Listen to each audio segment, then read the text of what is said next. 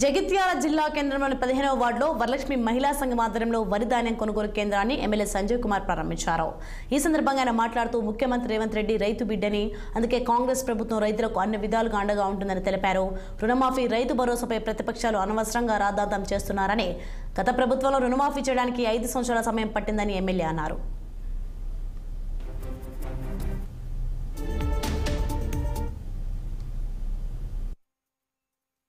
ఏరియాలలో మహిళలను సంఘటితం చేయాలి.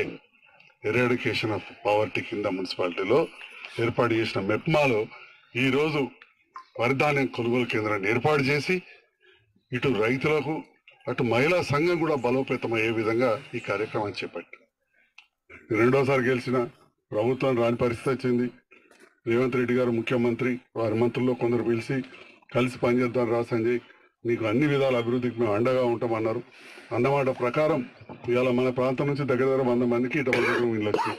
ఈ 3-4 వాడకట్లు చూస్తే ఒక 500 మందికి వచ్చినాయి. అంటూ 2500 మంది పోయి అక్కడ ఉంటారు.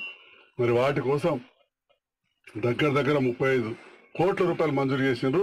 ఇవాళ మెప్మా అంటే మున్సిపల్